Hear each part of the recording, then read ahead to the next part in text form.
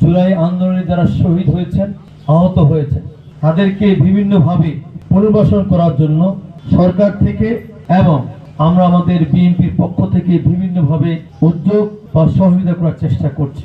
কিন্তু একটি বিষয় আমরা খেয়াল করেছি, এই যে জুলাই আন্দোলনের শহীদরা, আহতরা, তারা কিভাবে তাদের দিনাতিপাত করছেন, তাদের সন্তানরা কেমন আছেন, তাদের স্ত্রীরা কেমন আছেন, কিভাবে দিনপাত করছেন এবং আগামী দিনে তাদের কি সহযোগিতা করা যায়, আগামী দিনে তাদের পাশে দাঁড়া যায় কিনা এবং পাশে দাঁড়ার ক্ষেত্রে আমরা কি কি করতে চাই, এই বিষয়গুলো আমরা প্রত্যেকে ধারণ করি। কিন্তু আদৌ বাস্তবায়নের ক্ষেত্রে কিন্তু আমরা সেখানে সেভাবে সজাগ বা সচেষ্ট নই। আজকের এই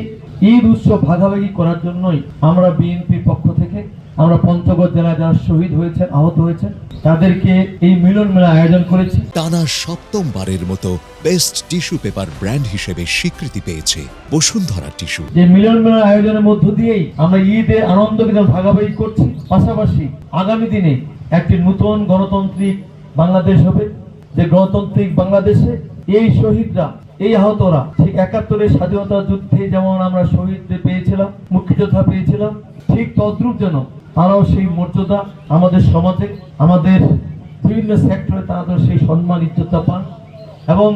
তারা যেন সেই সম্মান ইজ্জত নিয়েই যেন আমাদের জাতির কাছে, সমাজের কাছে বেড়ে ওঠে এবং তাদের সন্তানরা যেন বড় হয়ে একদিন যেন গর্ব করে, অহংকার করে বলতে পারে তাদের পিতা এই দেশে গণতন্ত্র ফিরিয়ে আনার জন্য, তাদের পিতা ফ্যাসিস্টকে বিতাড়িত করার জন্য, এই দেশের জন্য